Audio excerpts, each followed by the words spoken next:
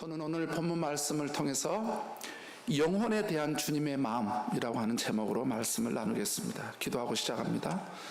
아버지 하나님, 우리가 주님을 닮고 싶습니다. 주님의 마음이 어떤 마음인지 알고 싶습니다. 주님께서 영혼들에 대하여 어떻게 대하시는지 우리가 그 주님의 마음과 주님의 눈과 주님의 발과 주님의 손이 되기를 원합니다. 주님, 이 시간 주님을 알려주십시오. 우리가 주님을 본받기를 원합니다. 말씀 가운데 역사하여 주시기를 간절히 바라고 나오며 예수님의 이름으로 기도드렸습니다. 요즘 세상에서는 이런 말이 있습니다. 속도보다 방향이 중요하다라고 하는 말을 사람들이 종종 합니다. 진리는 아니라고 할 수 있어도 상당히 일리가 있고 우리가 귀담아 들어야 될 얘기인 것 같습니다.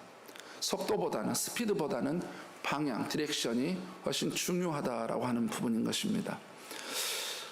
비근한 예를 하나 들자면 어떤 사람이 이제 산을 등산하려고 합니다. 그래서 그 산의 정상에 올라가서 정말 이 자연의 아름다운, 우리 김진기 집사님 자연이라 하지 말고 천연이라고 하는, 천연의 아름다운, 생태계의 아름다운, 하나님께서 창조하신 이 세계의 아름다움을 만끽하면서 정말 하나님의 어떤 그런 놀라운 역사들을, 경이로움을 이렇게 만끽하고 싶어하는 어떤 일을 한번 느껴야지 하고 가다가 계곡을 지나가는데 계곡에서 사람들이 삼겹살을 구워 먹어요. 맛있게 먹고 있는 겁니다. 그때 꼭 누군가 제안을 하죠. 힘든데 거기 올라가지 말고 그냥 여기서 우리도 맛있게 좀 먹읍시다.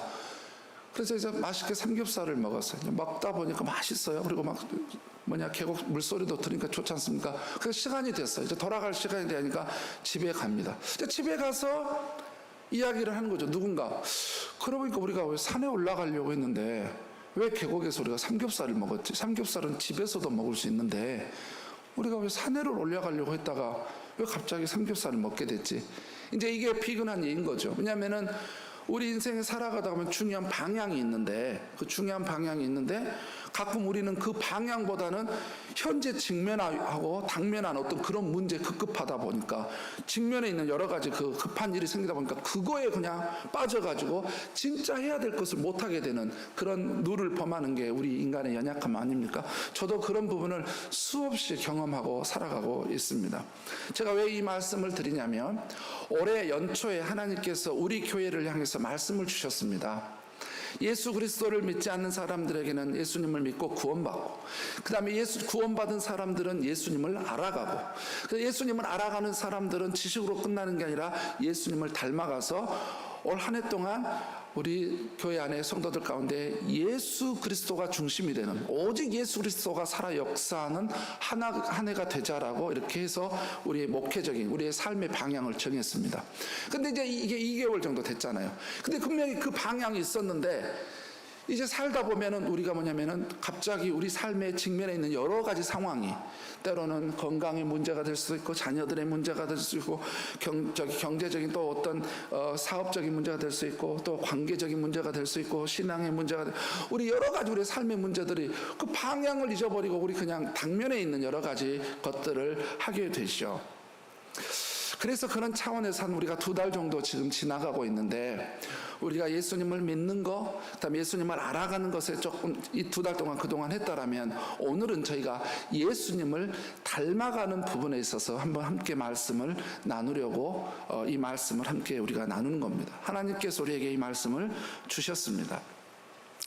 그래서 오늘 우리는 이 주님을 닮아가는 마음에서 그 많은 주님의 삶의 모습과 마음이 있는데 그 중에 우리가 주님의 무엇을 본받기를 원하냐면 영혼들에 대하여, 사람들에 대해서 주님은 어떤 마음을 가지고 계시느냐, 그 주님, 영혼을 향한 주님의 마음을 보면서 우리도 주님과 같은 그런 마음을 소유하고 싶어지는 것입니다. 자, 오늘 본문의 전체적인 내용, 그러니까 누가복음 15장은 예수님께서 영혼들을 얼마나 사랑하시는지 그 사랑이 담겨있는 장이 누가복음 15장입니다. 1절부터 7절까지는 잃은 양 비유, 그 다음에 8절부터 10절까지는 드라크마의 비유, 그 다음에 탕자의 비유. 근데 이 이야기 세 가지 다가 뭐냐면은 아버지, 탕자를 기다리는 아버지, 그 다음에 드라크마를 잃어버렸던 그 여인이 그것을 찾는 그 마음, 그 다음에 이게 모든 것들이 뭐냐면은 주님께서 영혼들을 얼마나 사랑하시고 애틋하게 소중히 여기시는지 그 부분을 다뤄주고 있는 부분인 것이죠. 근데 오늘 우리가 읽었던 누가복음 15장 1절부터 7절까지 내용은 마태복음 18장에도 나와 있습니다. 동일한 내용입니다. 이른 양 비유인 것이죠. 오늘 내용이 어떤 내용입니까? 우리가 너무나 잘 알듯이 예수님께서 공생의 사역을 하는 가운데 예수님을 특별히 환영하고 예수님을 좋아하는 그룹이 있었어요. 물론 예수님께서는 차별을 두지 않았습니다. 그런데 예수님을 가까이 하고 늘 예수님의 말씀을 들으려고 했던 사람들 가운데 어떤 부류의 사람이 있었냐면 세리와 죄인들이 있었어요. 세리를 보면 뭡니까? 텍스 컬렉터라고 영어로 돼 있죠. 그러니까 로마에서, 그때 로마가 지배하고 있었던 때라 로마에서 이스라엘 백성들에게 세금을 걷어야 되는데 이스라엘 백성 사람들 중에 세리를 세우는 거예요. 텍스 컬렉터를 세우는 겁니다. 그래서 그 이스라엘 사람들로 하여금 세금을, 이스라엘 백성들에게 세금을 걷어서 일부는 로마에다가 이게 제출하게 하고 일부는 그걸 가지고 자기들이 먹고 살게끔 해서 세리를 세웠습니다. 이스라엘 백성들 입장에서 봤을 때는 아주 나라를 이렇게 파는 사람이죠. 매국 자들인 것이죠. 굉장히 불편한 사람들인 것이죠. 그 다음에 죄인들, 실제적으로 많은 죄를 지어서 죄를 지은 사회적으로 지탄을 받고 있는 사람들입니다. 그런데 이 사람들이 예수님의 말씀을 들으려고 몰려듭니다. 그러니까 예수님께서 이들을 환영했어요. 그리고 이들을 뭐냐면 함께 음식을 나눴습니다. 그러자 당장 이 종교 지도자들이 비난을 들어갑니다. 왜냐하면 바리새인들과 서기관들이 바로 예수님과 예수님의 제자들을 공격합니다. 왜 저들을 가까이 하냐고, 왜 저들을 웰컴하고 함께 식사를 하냐고라고 이야기를 비난을 하는 겁니다. 왜냐하면 메시아고 하나님의 아들이면 좀 이렇게 잘난 사람들, 좀 사회적인 지위도 있고 좀 잘났고 그리고 다른 사람이 볼 때 좀 이렇게 괜찮다고 생각이 되어지는, 평가가 되어지는 어떤 좋은 이미지가 있는 그런 사람들을 좀 가까이 하지 왜 저런 인간들을 가까이 하고 웰컴을 하냐는 거예요. 오늘 우리가 읽었던 말씀 가운데 영접하고 함께 식사했다라고 하는 거예요. 영접했다는 거 웰컴했다 그러고 환영했다 그러거든요. 아주 기쁘게 받아들인 거죠. 그런데 우리가 성경을 통해서 함께 이 식사를 했다라고 하는 부분을 그냥 밥 한 번 먹었다 이렇게 여기면 안 됩니다. 히브리 문화에서, 그리고 서양 문화에서 식사를 한다는 것은 좀 다른 의미가 있습니다. 자, 우리가 이 서양 문화나 성경 문화에서도 잘 알아야 될 게 뭐냐면, 혹시 여러분 지나가다 어떤 사람이 하이, 헬로 하면 이름 불러줬잖아요. 여러분, 그분들은 여러분을 친구로 생각 안 합니다. 아는 사람이에요. 아는 사람, 지인인 거죠. 그런데 하이 정도가 아니라 같이 차를 마시자, 같이 우리 어디 차를 마시자 그러면 뭐냐면은 조금 친하다는 의미예요. 그러니까 여러분 착각하면 안 됩니다. 저 사람 나를 완전히 좋아하는구나 착각하면 안 돼요. 그런데 조금 더 친하는 단계가 있는데 뭐냐면은 집에를 초청해가지고 같이 식사를 나누잖아요. 그러면 굉장히 내가 너를 친하게 생각하고 너를 귀중하게 여긴다라고 하는 의미인 거예요. 식사를 초대하는 정도면. 그런데 식사가 아니라 더 이상의 뭐냐면은 여행을 같이 가자, 그리고 어떤 좋은 일이 있을 때 함께 나누자 그랬을 때 뭐냐면은 나는 너랑 굉장히 가까이 지내고 싶다, 나는 너랑 진짜 친구로 지내고 싶다라고 하는 좀 더 친밀감의 정도가 높아져 가는 겁니다. 그러면서 이제 삶을 나누는 사이가 되면 굉장히 이제 친밀한, 굉장히 이 서로 간의 릴레이션십이 아주 깊은 단계. 그러니까 그런데 이 서양 사람들을 보면, 제가 여기 와서 느끼고 보면은 정확하게 이것을 정확하게 합니다. 이 사람들은. 한국 사람들은 좀 정적인 게 있어가지고 막 처음부터 막 이렇게 하잖아요. 그런데 이 사람들은 참 뭔가 이런 게 있는 것 같아요. 저는 이 사람들의 문화가 좋다 옳다 그런 차원이 아니라 참고를 해야 되는데, 그런데 성경의 문화에 있어서는 이 서양 문화하고 약간 비슷한 면모가 있습니다. 보세요. 예수님께서 승천한 이후에 갈릴리에 가셔서 식사를 다 준비해 놓고 제자들에게 와서 조반을 먹어라. 그 단지 조반이 아니라 제자들을 그렇게 소중히 여겼단 말이에요. 그리고 여러분 6월절에 예수님께서 같이 음식을 나눴잖아요. 음식을 나눌 게 뭐냐면은 포도주와 떡을 나눴잖아요. 굉장히 내가 너희들과 생명을 나눌 수 있는 사이다라고 하는 게 예수님께서 알려주신 거예요. 그다음에 초대교회를 보잖아요. 그러면서 초대교회 성도들이 함께 음식을 나눴다고 그랬잖아요. 그만큼 그들이 친밀한 관계를 맺었다라고 하는 겁니다. 그런데 오늘 예수님께서 사회적으로 지탄을 받고 있는 이 세리들과 죄인들을 환영할 뿐만 아니라 같이 식사를 하니까 이 종교 지도자들이 아주 기분이 나쁜 거예요. 힐난을 하는 겁니다. 그래서 막 비난을 하는 거예요. 정죄를 하는 겁니다.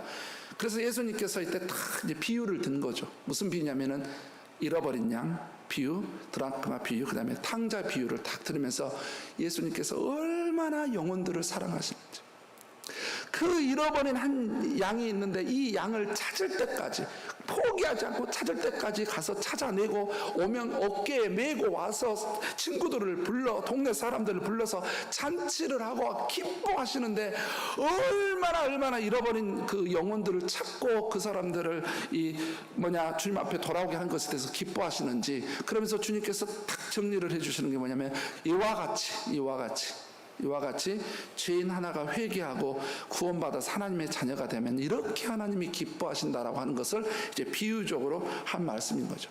자, 그렇다면 오늘 우리가 이 말씀을 통해서 이 잃어버린 양, 즉 영혼에 대하여, 사람들에 대해서 주님이 어떤 마음을 가지고 계시는지, 우리가 주님의 그 마음을 한번 좀 본받기 위해서 세 가지를 한번 살펴보도록 하겠습니다. 첫 번째는 뭐냐면은 주님의 관심과 나의 관심이 어떻게 차이가 나는지 한번 보겠습니다. 주님의 관심, 나의 관심. 주님의 마음속에 있는 주님의 관심입니다. 누가복음 15장 4절 우리가 읽었던 말씀이죠. 이 말씀을 보니까 주님의 온통 관심은 어디에 있냐면은 잃어버린 양에게 있습니다. 그렇다고 해서 99마리에 그냥 이 양은 무시한 게 아닙니다. 이 99마리 양은 안전한 곳에, 맹수도 찾아올 수 없는 안전한 곳에 놔두고, 지금 이 주님께서는 온통 마음이 어디에 있냐면, 관심이 어디에 있냐면은 잃어버린 그 한 마리의 양에게 있다는 거예요. 그럼 우리가 99마리만 다 챙기지, 어차피 그냥 대의를 위해서 소가 희생하면 되고, 그냥 99마리를 잘 챙기는 것이, 한 마리 정도는 그냥 이런 것도 잃어도 좀 어쩌겠냐 그러지만, 주님은 절대 그렇게 하지 않는 거예요. 주님께서 이 잃어버린 온통 관심사가 잃어버린 양이신데, 도대체 이 잃어버린 양에게 온통 주님의 관심이 여기에 쏠려 있다라고 하는 그 의미가 무엇인지 오늘 본문을 통해서 좀 깊이 알아보려고 하는 것입니다. 자, 오늘 본문에서 등장한 바리새인들과 서기관들이 생각할 때, 이들이 생각하는 이 죄인들 있잖아요. 오늘 본문에는 세리들과 죄인들, 이들이 누구였는지 한번 볼까요? 그런데 이들이 생각할 때는 실제 이들은 이 죄인들과 세리들에서 이렇게 될 수밖에, 이런 자세를 취할 수밖에 없었어요. 이 사람들은. 왜냐? 사회적 신분이 낮습니다. 한번 우리를 한번 생각해 봐야 돼요. 사회적인 지위나 신분이 굉장히 낮은 사람이에요, 이 사람들은. 두 번째는 뭐냐? 부도덕한 삶을 사는 겁니다. 법을 지키는 것도 아니고, 그 다음에 윤리적으로 도덕적으로 완전히 수준 없는 삶을 살아가는 사람들이에요, 이 죄인들과 그 다음에 세리들이. 그 다음에 뿐만 아니라 사회적으로 모든 사람에게 지탄을 받을 만한 행동을 하는 사람들입니다. 실제 이 사람들이 율법적으로 잘 행하는 사람입니까? 그런다고 신앙이 좋은 사람입니까? 이 사람들이 사회적인 지위로 높은 사람들입니까? 그런다고 도덕적으로 교양이 있는 사람입니까? 그런다고 이들이 뭐 이쁘고 잘생겼고 아주 다른 사람에게 선한 영향력을 끼치는 사람입니까? 아니잖아요. 세리들, 죄인들이란 말이에요, 이 사람들이. 그러니까는 종교 지도자들은 당연히 그들을 어떻게 하냐면은 이들은 절대로 상종하면 안 될 사람들이라고 생각을 한 거예요. 상종을 하지 말자. 그런데 우리 주님께서는 이 세리들과 죄인들에 대하여 전혀 다른 시야와 다른 마음을 가지고 계십니다. 제가 이 말씀을 비춰보면서 우리가 함께 살아가면서 주님의 마음과 주님의 시야를 가지고 살아가야 될 부분에서, 여러분, 혹시 우리와 피부 색깔이 다르다고 해서 절대로 폄하 발언이라든지 행동 그렇게 하지 마세요. 정말 부탁드립니다. 그분들이 우리와 전혀 피부가 다르고 색깔이 다르고 경제적인 수준이 낮고 우리가 지금 신흥 발전국에 있습니다마는 우리도 후진국에서 살아본 적이 있었잖아요. 후진국에 살아보고 개발도상국에서 우리는 이제 아직 선진국은 아니고 저기 신흥 발전국에 있고 그 다음에 선진국으로 돌아가는데 도덕성이 안 돼가지고 선진국에 못 돌아가고 있는 거 아닙니까? 도덕성이 안 돼서 경제적인 수준은 GNP는 되는데 도덕적 수준이 윤리적인 수준이 안 돼서 선진국에 못 돌아. 이런 나라들을 뭐냐면은 신흥 발전국이라고 그러거든요. 우리도 아주 미개에 있을 때가 있고 후진국에 있을 때가 있고 못 살 때가 있고 못 배울 때가 있잖아요. 우리보다 교양이 없어요. 우리보다 경제적 수준이 낮습니다. 학벌이 낮습니다. 외모도 떨어진 것 같아요. 보니까 뭔가 배울 만한 것도 없어요. 이럴 때 종교 지도자들은 저들을 절대로 상종하면 안 된다. 심지어 예수님께서도 상종하지 말라고 그러면서 그 사람들을 상종했던 예수님을 힐난하고 비난하고 있습니다. 그러나 우리 주님께서는 그렇게 하지 않으셨어요. 우리 주님께서는 그렇게 하지 않으시고 주님께서 영혼을 볼 때 어떻게 보는지 보십시오. 주님께서는 그들을 뭘로 봤냐면은 잃어버린 양으로 보셨어요. 잃어버린 양. 이제 여러분이 우리가 생각할 때 잃어버린 양이다고 생각했을 때 그냥 양이다 보다 이렇게 생각하잖아요. 근데 그런 게 아닙니다. 잃어버린 양이라고 했을 때 예수님의 그 이후의 모습을 보세요. 이 목자가 바로 예수님을 상징하지 않습니까? 잃어버렸는데 99마리는 안전한 곳에 놔두고 지금 이 한 마리를 위해서 뭐냐면은 찾을 때까지 그 한 마리를 끝까지 찾아다니잖아요. 그래서 여기서 잃어버린 양이라고 할 때는 그냥 잃어버린 양이 아니라 주님께서는 사람들에 대하여 어떤 사람인지 죄인들과 그 사람 심지어 죄인들이고 세리라 할지라도 그 사람을 주님은 어떻게 보셨냐면은 소중한 양으로 봤다는 거예요. 왜냐하면은 끝까지 찾아가는 절대로 포기할 수 없는 끝까지 찾아가는 소중한 양으로 봤다는 거예요. 그 다음에 두 번째 주님께서는 이들을 어떤 양으로 보냐면은 끝까지 찾아갈 양으로 봤어요. 왜냐하면은 찾기 전에는 안 돌아오는 거예요. 이 목자가 끝까지 찾아가는 양이에요. 이 말을 다른 말로 비추면 주님의 마음은 어떤 마음이냐면은 포기할 수 없는 양인 겁니다.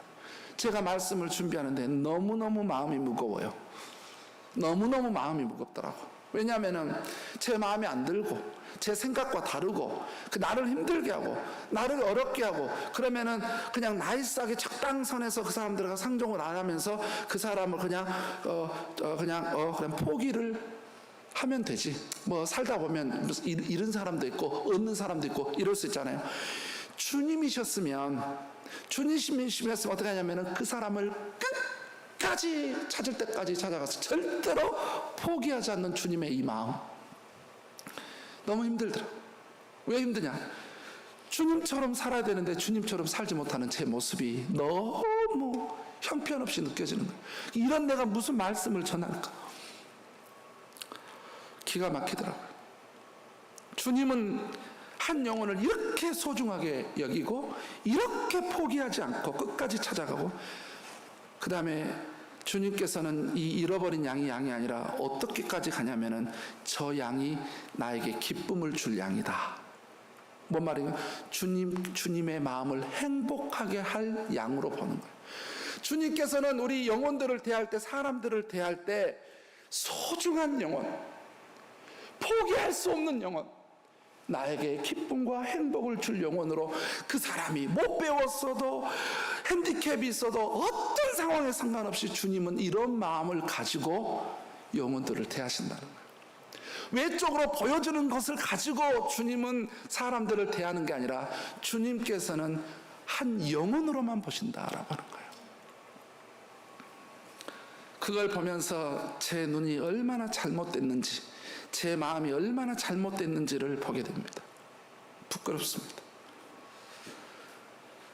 여러분 그런데 오늘 본문에서 조금 더 이제 잃어버린 양 여기 부분에서 조금 더 이제 7절까지 가다 보면 주님께서 말씀하신 이 잃어버린 양이 누구인지를 보게 됩니다. 우리가 생각할 때는 보편적인 모든 인간들이 넓은 의미로는 다 잃어버린 양이지만 주님께서는 좀 더 구체적으로 7절에 와서 말씀합니다.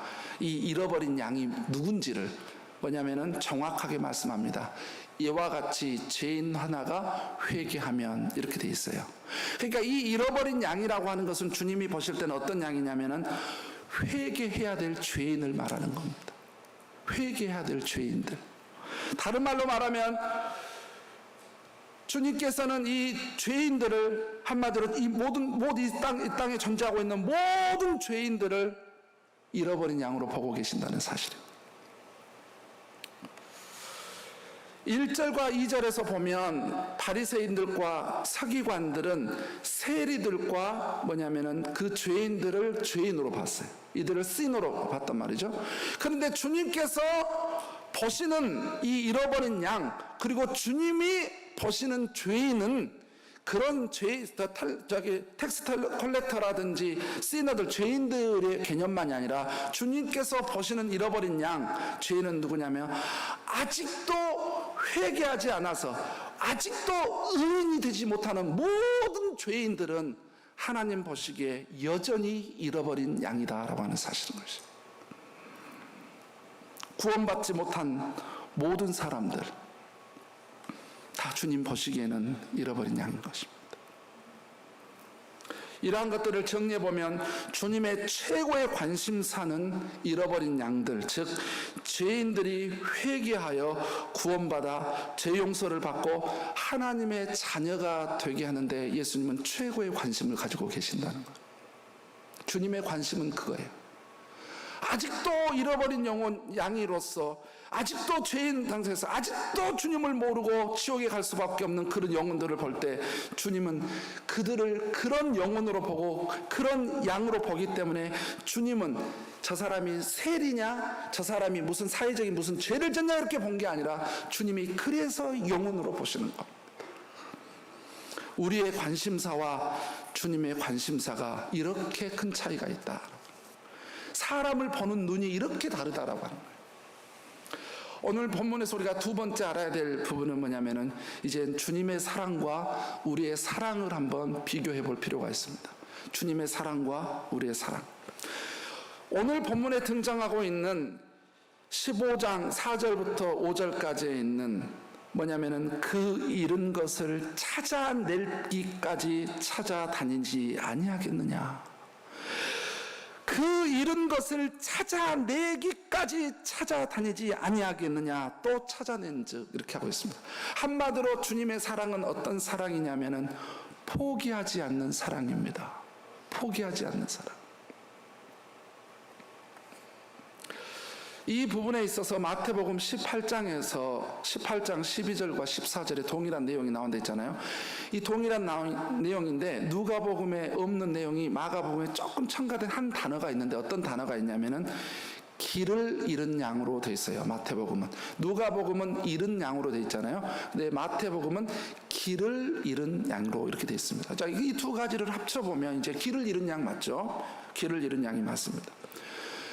자, 한번 우리가 상상해 볼까요? 길을 잃은 양은 이런 상태입니다. 길을 잃어버렸어요. 그럼 이런 양이 되는 겁니다. 푸른 초장과 실만한 물가에서 벗어나 버렸습니다.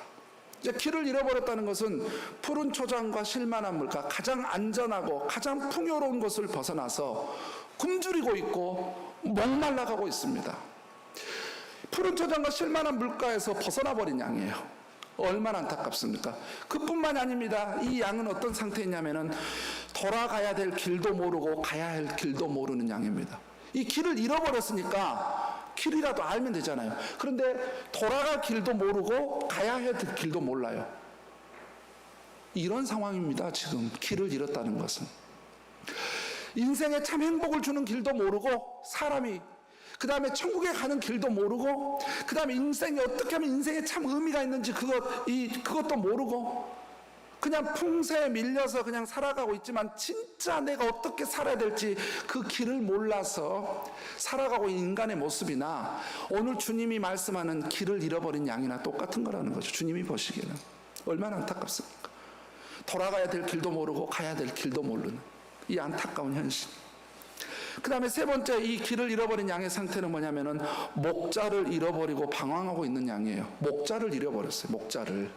길을 잃었다는 것은 단지 길을 잃은 게 아니라 내 인생의 멘토, 내 인생의 인도자, 내 삶에 나를 이끌어 가실 분, 내가 의지하고 살아가될 그 목자를 잃어버린 거예요. 목자를 잃어버렸으니 제대로 갈 리 없잖아요. 안전할 리 없잖아요. 누가 푸른 초장으로 실만한 물가로 인도하겠어요? 누가 가야 될 길을 인도하겠어요? 목자를 잃어버린 양인데 지금 단지 길을 잃은 양이 아니라니까요. 네 번째는 이 인간의 상태를 어떻게 표현하고 있냐면은 길을 잃었다는 것은 찢기고 상하고 병들어가고 있는 양이에요. 자, 길을 잃었습니다. 길을 잃으니까 가야 될 길을 가면 좋을 텐데 길을 잃으니까 돌밭으로 지나갈 것이고 가시덤불도 지나갈 거 눈에 잘 안 보이니까 그러니까는 찢기고 상하고 그러다 보니까 병듭니다. 상처가 나면 병이 들잖아요. 세상에 이 세파에 시달려서 온갖 찢기고 상하고 병들어가고 있는 이 양의 모습이나 인간의 우리 모습이나 주님은 우리 인간을 이렇게 길 잃어버린 양으로 보였단 말이죠. 길을 잃어버린 양은 자명하게 이런 상황에 직면하게 됩니다. 곧 죽어가는 거죠. 이제 가장 심각한 일은 뭐냐면은 맹수에게 금방이라도 잡힐 어린 양입니다. 이제 맹수가 길을 잃었는지 다 모여 있는데 여러분 제가 가끔 이제 영어 공부를 하면서 이제 느낀 건데 fish 그다음에 ship 그럴 때는 뒤에다가 복수형을 써도 되지만 안 써도 이게 복수가 된다라고 하잖아요. fish도 그러고 ship도 그러고. 왜 그러냐면 군집 생활하는 거는 복수나 단수나 왜냐하면 뭉쳐야 사는 게 있거든요. 뭉쳐야 그러니까는 복수를 안 써도 이게 물고기들도 되고 물고기도 되고 이렇게 되는 거죠. 양도 되고 양들도 되는 거죠. 그런데 제가 이 해양 생태계를 자세히 제가 분석을 잘하는 사람이죠. 아주 이게 오묘한 그런 걸 보는데 여러분 물고기들이요 대어가 치어를 먹을 때 지나가면 꼴떡 삼킬 것 같죠? 절대 그렇게 삼키지 않습니다. 어떻게 하는지 아세요? 대어가요 이 치어를 먹을 때요 딱 가가지고 한번 딱 물어놓습니다. 물어놓으면 정상적으로 헤엄을 치잖아요. 그러면 가서 또 물는 거 놓칠 수 그런데 딱 하잖아요. 그러면 어쩔 때 먹이 사냥을 하냐면은 딱 먹어놓으면 이제 물고기가 죽으려고 이러고 있잖아요. 그러면 그걸 보고 이 물고기 혀를 그때 딱 잡아먹는 거예요. 절대 정상적으로 안 잡아먹고 병들어 있을 때 이제 죽어갈 때 그때 그걸 딱 잡아먹는 거예요. 그래서 낚시를 할 때 그 물고기가 죽은 것처럼 까딱까딱 누워를 써가지고 그렇게 하니까 물고기들이 와가지고 그걸 덥석 먹는 거거든요. 그러니까는 병들고 찢기고 상해 있기 때문에 곧 뭐냐면은 맹수 사탄이 금방 와서 이제 집어 삼키는 거죠. 이런 양이에요. 길을 잃었다라고 하는 것은 이런 양입니다. 이게 우리 인간의 모습이에요. 우리 인간의 죄인들, 하나님을 모르고 구원받지 못한 인간의 백성들은 다 이와 똑같은 거예요. 주님이 볼 때는 똑같이 잃어버린 양으로 보는 것이죠. 죄 가운데 있는 죄인들의 모습 똑같은 것입니다. 그런데 여러분 길을 잃어버린 양에게 딱 한 가지 소망이 있습니다. 딱 한 가지 소망이 있는데 그 소망이 뭐냐면은 목자가 찾아와 주면 되는 것입니다. 목자가 쓰러져서 물도 없고 다 죽어가고 병들어 죽어가 금방 사탄에게 삼킬 것 같고 금방 죽을 것 같은데 목자가 찾아와 주면 되는 것입니다. 왜냐 이 목자가 찾아와서 안아주고 어깨에 메고 다시 안전한 곳에 데려가서 치료해주고 먹여주고 돌봐주면 이 양은 다시 회복될 수 있기 때문에 그러는 것입니다. 그래서 길을 잃은 양에게 있어서 유일한 한 가지 소망은 목자밖에 없습니다. 목자. 그럼 이 목자가 누굽니까? 이 목자가 누굴까요? 이 사랑의 추격자. 끝까지 포기하지 않고 지치고 상하고 깨져서 금방 죽을 것 같은 이 양을 끝까지 포기하지 않고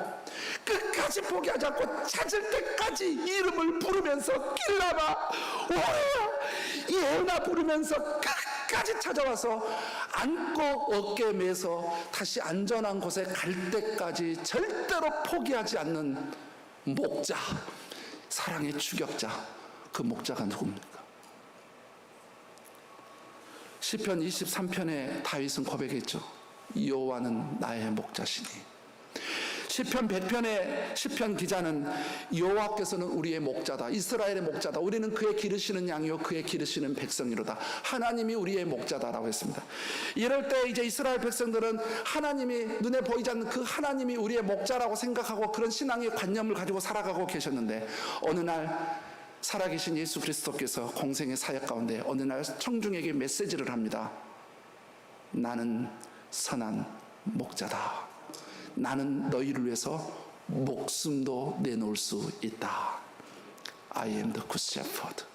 내가 너희의 선한 목자다. 이 목자가 있기 때문에 길을 잃어버린 양이라 할지라도 소망이 있는 것은 예수님께서 우리를 절대로 포기하지 않고 끝 찾을 때까지 오신다고 하는 사실인 것입니다. 주님의 사랑이 이렇습니다. 절대로 포기하지 않는 사랑입니다.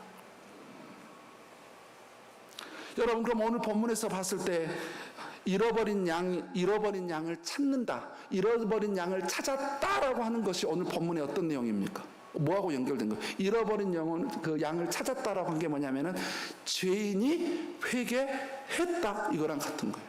그러니까 잃어버린 양을 찾을 때까지라고 하는 것은 뭐냐면은 모든 인간은 죄인인데 그 인간이 죄에서 회개하여 구원받고 정말 하나님의 자녀가 될 그때까지 주님은 기다리시는 겁니다. 찾아오시는 거예요. 그런데 기억하십시오. 주님의 이 사랑이 오랫동안 지속되지만 영원하진 않습니다. 왜 그런지 아세요? 우리가 이 땅에서 죽어버리잖아요.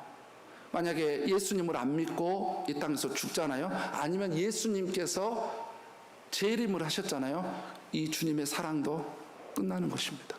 그렇기 때문에 이 주님의 사랑이 여전히 영향을 미치고 있고 주님의 사랑이 여전히 이어지고 있을 이때에 이름을 불러서 누구야, 길라마 누구야라고 이름을 부를 때 목자에게 빨리 돌아와야 되는 것입니다. 목자에게 가야 되는 거예요. 그래야 그 목자가 안아주고 어깨에 메고 가는 거지. 목자가 아무리 불러도 나는 당신이 필요 없어요. 나는 당신 필요 없어요. 나는 당신네 아무리 불러도 나는 소리를 안 낼 거예요. 그러면서 소리를 안 내고 숨어 있어버린다? 그러면 이제 얼마 가지 않아서 죽게 되고 맹수들의 먹이가 돼버린 거 아니겠습니까? 목자가 부를 때, 찾아올 때 저를 안아주세요. 저를 데려가 주세요. 저를 그냥 안전한 곳으로 이끌어 주세요라고 완전히 우리의 삶을 주님께 의탁을 하면 주님께서 우리를 가장 안전한 곳에 다시 데려가서 회복시켜 주시는 이 주님의 사랑 기억하시기 바랍니다. 주님은 이렇게 포기하지 않는 사랑을 가지고 있습니다. 그런데 우리는 어떤 사랑을 가지고 있습니까? 전 주님 앞에 너무 부끄럽더라고요. 너무 부끄러워요, 주님 앞에. 마지막으로 주님의 기쁨과 우리의 기쁨에 대한 차이를 한번 살펴보겠습니다. 이제 누가복음 15장 6절로 7절 보니까 드디어 이제 잃어버린 양을 찾았습니다.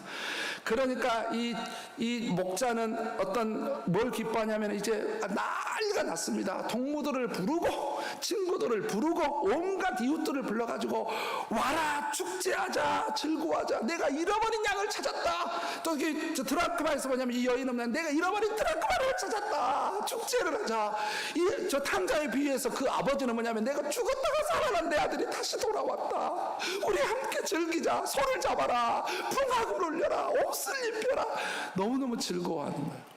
자, 그러면 이 상황을 봤을 때 주님의 참 기쁨이 뭐냐? 주님께서 진짜 기뻐하시는 것이 뭐냐면은 잃어버린 양이 찾았다. 다른 말로 말하면은 죄악 가운데 있는 한 영혼이, 지옥에 갈 수밖에 없는 한 영혼이 회개하고 주님을 믿어서 하나님의 자녀가 되고 구원받아서 천국 백성이 될 때 너무나 우리 하나님은 기뻐하신다는 거예요. 우리 주님이 너무너무 기뻐하시는 것은 다른 게 아니라 많은 것도 있지만 주님이 진짜 기뻐하시는 것은 뭐냐면은 한 영혼이 구원받을 때 얼마나 우리 하나님이 기뻐하시는지 말로 표현할 수가 없다는 거예요. 여러분, 많은 그리스도인들이 하나님을 기쁘게 하고 싶어 합니다. 항상 우리 주인은 내가 원하는 한 가지, 그러면서 이 찬양은 자기 찬양이래. 자기 인생의 찬양이래. 왜냐하면 주님의 기쁨이 되는 거 주희잖아요. 주님을 기뻐해. 그래서 그 찬양은 나를 위한 찬양이다. 자기 인생의 찬양이라고 항상 그렇게 말을 해요. 근데 우리가 주님을 기쁘게 하는 방법이 여러 가지가 있잖아요. 근데 우리 믿는 자들 있지 않습니까? 예수님을 믿는 우리가 그러면 주님을 기쁘게 하는 방법은 뭐냐면은 아직도 잃어버린 양, 아직도 죄 가운데 있는 그 영혼을 주님께 연결해서 예수님을 믿도록 인도하면 우리는 주님께 기쁨을 드리는 거예요. 그러면 예수님을 믿지 않는 사람들은 어떻게 되느냐? 예수님을 믿지 않는 죄인들이 주님을 기쁘게 하는 방법은 간단합니다. 인생의 주인이 자기인 줄 알고, 그래서 내 인생의 목적이 내 자신이었고 내 자신을 위해서 살았던 사람이 그 다음에 또한 그 죄를 회개하고, 또한 어떤 죄를 회개해야 되냐? 예수님을 믿지 않는 죄를 회개하고. 여러분, 요한복음 16장 8절에서 주님은 분명하게 말씀하셨어요. 뭐냐면은 믿지 않는 것이 죄라고. 왜냐하면 성령님을 보내시는데 그 성령님이 죄에 대하여 심판할 거다 그러면 이 죄가 뭐냐고 했을 때 죄에 대하라 함은 나를 믿지 아니하며, 이렇게 돼 있어요. 마가복음 16장 16절에서도 나를 믿지 않는 사람들은 정죄를 받을 것이다 라고 돼 있어요. 그렇기 때문에 여러분, 지옥에 가는 죄는 도덕적인 무슨 죄가 아니라, 지옥에 가는 죄는 무슨 죄냐면은 가장 큰 죄로서 예수님을 믿지 않는 죄 때문에 가는 거예요. 인생의 주인이 난 줄 알고 살아왔던 그 죄 때문에 지옥에 가는 거예요. 그 나머지 도덕적인 이 죄는 하나님의 마음을 아프게 하는 죄 맞죠? 다른 사람을 아프게 하는 죄를 맞는 겁니다. 그래서 여러분, 이 정말 믿지 않는 사람들이 주님을 기쁘게, 최고로 기쁘게 할 수 있는 방법은 뭐냐면은 이제 인생의 주인은, 내 인생의 주인은 주님이십니다. 그리고 이제는 나를 위해 살까 하는 거 주님을 위해서 살겠습니다. 그래서 예수 그리스도께서 십자가에서 내 죄 때문에 죽으시고 내 죄를 십자가의 피로 용서해 주시고 나를 의롭다게 해서 죽은 삶 안에 부활한 사실을 믿고 이 예수님을 주인으로 영접해서 그분을 위해서 살고 그분의 길을 따르고 그분에게 내 삶을 드렸을 때 주님은 그 사람을 보면서 너무너무 기뻐하신다는 거예요. 저는 여기 우리 지체들 가운데 아직도 본인이 혹시 교회를 다니고 있으니까 나는 당연히 찾아진 양이고 돌아온 양이라고 혹시 착각하고 계신 분이 있을 수 있어요. 여러분, 교회를 다녀도 예수님이 내 인생의 주인이 되지 않고 그분의 십자가의 대속의 은혜와 부활의 사건을 믿지 않으면 그 사람은 교회 안에 있어도 어떤 직분을 받았어도 여전히 잃어버린 양이라는 사실을 기억하셔야 됩니다. 빨리 주님 앞에 돌아와야 돼요. 빨리 주님 앞으로 돌아와야 돼요.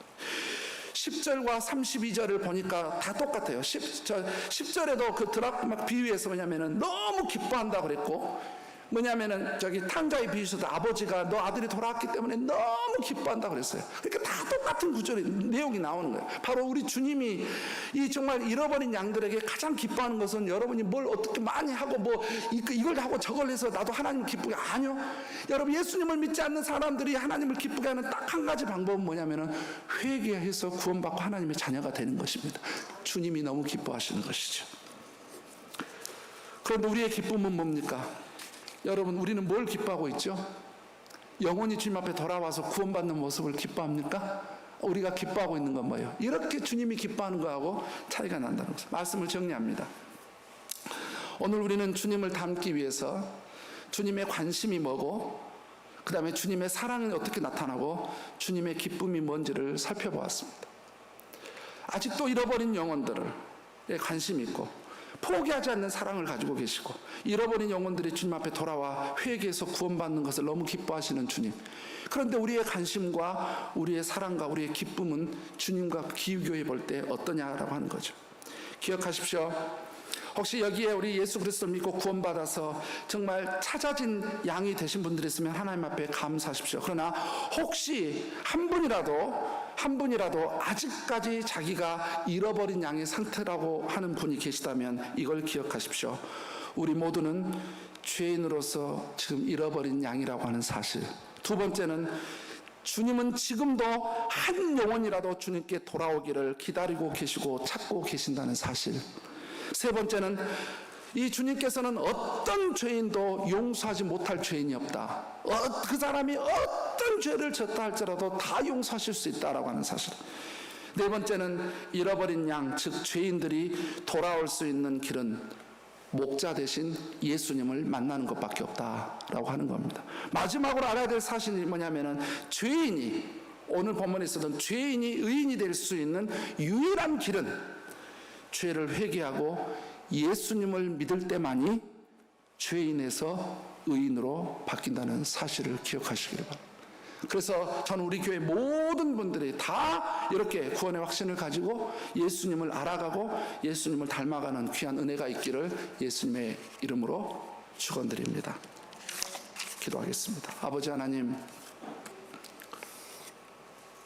오늘 말씀과 같이 주님의 관심이 내 관심이 되고 주님의 사랑이 내 사랑이 되고 주님의 기쁨이 내 기쁨이 되어 우리도 주님을 닮아가는 사람들 되게 하여 주옵소서. 예수님의 이름으로 기도했습니다. 아멘.